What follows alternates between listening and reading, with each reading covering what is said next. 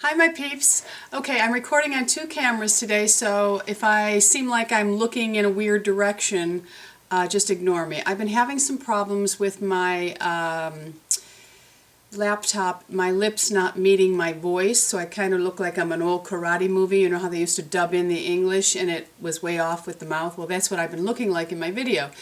So I took it to the Apple store. They couldn't find anything wrong with it. So now I have my, I finally figured out how to make my HD camcorder compatible, and it always was. So that's what I'm going to do for you, is I'm going to record on two, and hopefully the laptop one will come out the best because it is the easiest. But today's video is going to be on hair oils.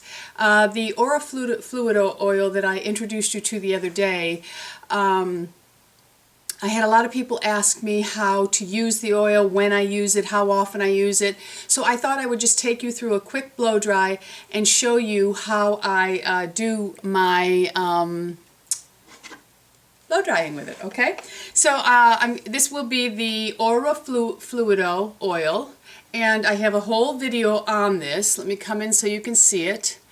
I have a whole video talking about this oil and how much I like it. As you can see, my hair is still wet throughout the roots and it's damp on the ends. It is naturally frizzy on its own. My hair has been like this my whole life, even before I started coloring it, which I was forced to do at the sweet, tender age of 25 because I had gray. But I used to highlight them. Now I do full-blown cover, no highlights. Okay, so let's get started. As you can see, it's naturally frizzy. I am going to just take about a quarter size, maybe a little less, of the oil in my hand. And then I am going to... Woo! Oops! My mirror fell. Then I'm going to rub it together. And I'm going to act like I'm putting lotions on my hands. And I'm just going to really concentrate on the ends, rubbing it through. I pretty much avoid the root area as much as possible. And I just really work it into the ends. Make sure it's distributed throughout all of the hair. And switch to the other side. Make sure I get it on all of the ends that have their own little frizziness to it. And I'm going to move this. Allow me to fix my mirror 1 minute backwards. Okay, so here we go.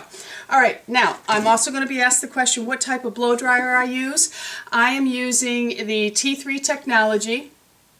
I don't really think there's anything spectacular about this blow dryer from the other ones that I've used in the past. But I did buy it because I heard so many reviews on it and thought I would go ahead and give it a try and see how it worked.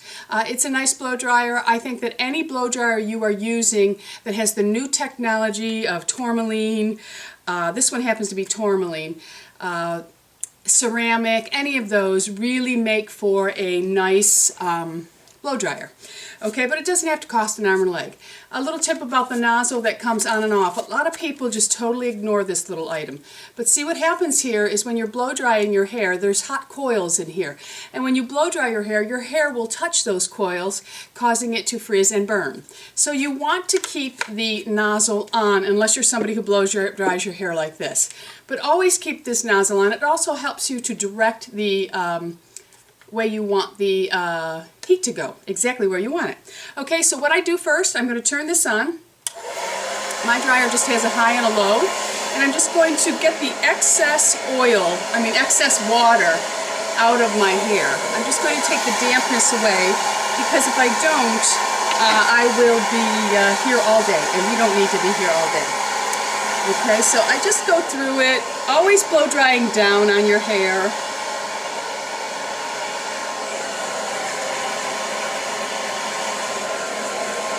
I had to dig out the long sleeve shirts today. I've had them on for probably the last couple of days because it is, well, it's been about 59 degrees here. And I'm not ready for it. I don't want to see it come, but it's going to happen. Okay, I'm just getting the root area now. Always dry the root. Here's another question that I was asked during my oil video. Why would I pay all this money for silicone to be in the oils?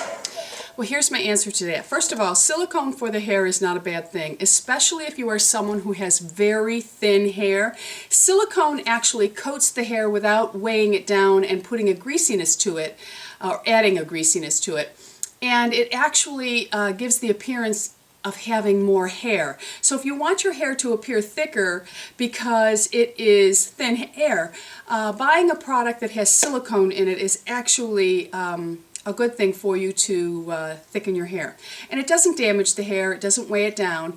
As far as the oils are concerned, if we were to purchase these oils in their purest forms, none of us could afford them because they would be so astronomical in price. So, and they also wouldn't have the slip and distribute throughout the hair the way they do. So to have these oils mixed with silicone is not really that bad a thing. But if you're someone who doesn't want to waste your money on silicone, that is your choice and you don't have to. But as far as, for me, silicone doesn't bother me. There are some products that will just have some products that are really in the news for this and that, whatever reason, but we can't escape all bad things in life, so we just have to really do the best we can, okay? All right, so now I'm going to take my round brushes and I'm going to whiz through this because I don't want this video to really be an excessively long video. I'm not going to do a cousin it video, but I am going to probably work with a couple of brushes. My brushes are made by Cricut. They have ventilation throughout the top and there are little holes throughout. Yes, my brushes have hair in them because there are holes in the top here. I have to remember I'm working with two cameras. It is made by Cricut. There is hair from my brushes because guess what, folks? I use my brushes, okay? All right, so here we go. I'm just going to take sections, and this is just to mainly show you how nice the oils, excuse me, really work on the hair. Okay, here we go. So I'm always going to blow down on my hair when I'm working with it. Always blow down when you're working with heat. You want to pull it right to the end, and then I'm just going to twirl it around to really get them dry. Now, I do go up underneath just slightly, and I roll my brush, and that's just to give it a lift. Then I'm just going to heat it. I'm going to just blow dry in there, and I'm going to leave it, okay? Now I'm going to work with a couple brushes, like I said, just to move this along. I realize at home everybody doesn't have this many brushes, but you should at least have two brushes so that you can be working on another section while one is cooling down. The cooling down is really important because it locks in any, body that you've created with the brush. So here we go. I'm going to work out of my mirror because working backwards is very hard for me. And I'm just going to blow dry underneath to get that lift, and then down on the hair. And I'm going to leave it. I'm going to take a section on the side. Lifting up at the root gives you more lift. I'm going to blow dry.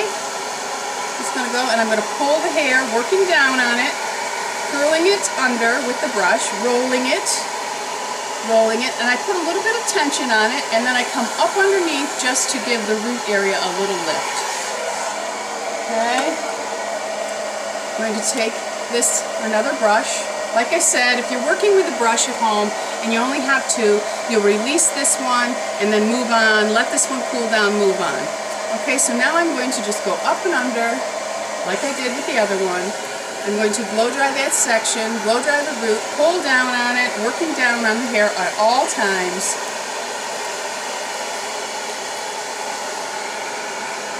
And why I'm doing this really is so that you can see the difference at the, I don't know if I've said this, menopause may have gotten in my way, but what happens is the oils really do distribute nicely through the hair, and they smooth it out very nicely. Okay, so I'm just going to go over to this side. And I'm going to work with it the same way, pulling up on the root, drying up underneath, and then pull it drying down on the hair. If you blow dry this way, you're going to help it frizz because you're going to be going against the natural grain cuticle of the hair, and you don't want that. Okay? Okay. This is the last brush I'm going to incorporate, and this is just to move the video along.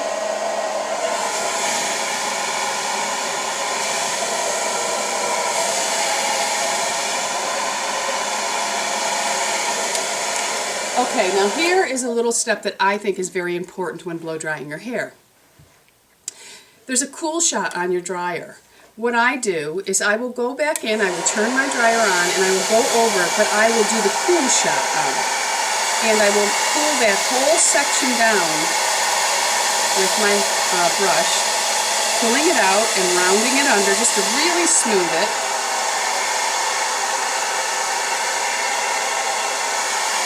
And then remove it. Okay? I'm going to work here, cooling it down. Really work cooling that root area down so that I get a nice volume to my hair. Rolling the ends under just to smooth it all out. The oil really works magic. It really does. I put nothing else on my hair. I shampooed my hair today with Joico shampoo and conditioner. Joico has a brand new K-Pack out, which isn't called K-Pack, but what it is K-Pack on steroids. I do have it. I am using it, and it's a deep treatment conditioner, keratin. As you can see, the hair has smoothed out a lot from when I started. I have a tickle in my throat that's distracting me, peeps. It's distracting me and I don't understand it. Okay, back to the cool shot. You want to make sure that you dry your hair thoroughly. When I leave my hair damp, as soon as I go outside, the frizz happens. So I always dry my hair thoroughly. This is just the cool shot. Excuse me. Okay. Woo, I need to use that cool shot to cool me off. Woo. Woo. I'm sweating on my forehead. Can you see me beading up? I'm sure the HD camera is showing me all in my glory. Okay. Cool shot.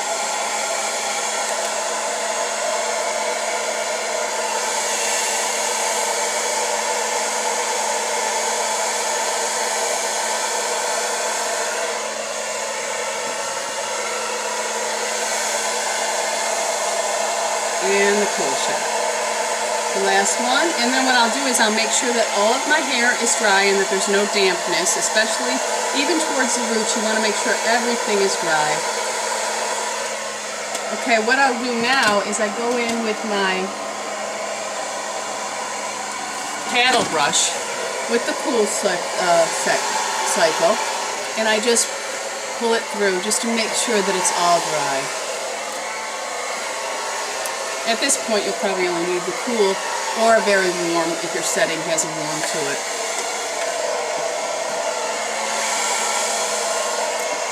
And if you don't have round brushes, you can make your hair still look nice with a flat brush just by directing it where you want it to go, and so on. Okay, as you can see, I will brush through my hair, pulling my lipstick all over my face. Okay, so I'll brush through just so you can see that the frizz is mainly gone. Now to lock in, and this is also to show you that by using oils, because I had a lot of people asking me, well, if I use oils on my hair, won't it flatten it? This oil does not. Now there are some oils that I've used, and I'm going to bring them into a couple of reviews down the road, because they probably cost me $7.99 at Target, but they are useless to me because they weigh my hair down. So now I'm going to take a much smaller amount than I started with. I am just going to take probably a pea size, less than that, and I'm going to massage it in my hands just like I did before. I'm going to avoid the root area because you don't really need it on your root. That's the healthiest part of your hair. I'm going to start from the underneath, and I'm just going to run my fingers through, and then I'm just going to run my hands down with the oil. Now as you can see, it has not weighed my hair down. What this does, it just gives it some extra shine, but it doesn't weigh it down. I'm still, my hair is still fluffy and full, but as you can see, it is much, it's much smoother looking. The frizz is gone. So these oils really do make a difference, and they're very good for the hands too. Okay, so I hope this has been helpful to all of you, and excuse me for mumbling and looking in the wrong cameras, but I wanted to record this twice because I didn't know if mine was going to mess up again. Now, after you've put some oil on, you can go back in, and this end here is not the way I like it, so I will just go back in and I will pull that little kink out of my hair and go through it. And it's okay to do this with the oil on it. It still keeps it there. Okay.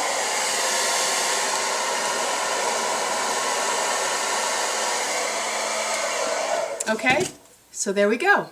That is how you would use a hair oil, and I don't think it really weighs your hair down. Okay, if you have any questions, leave it in the down bar. I love hearing from you.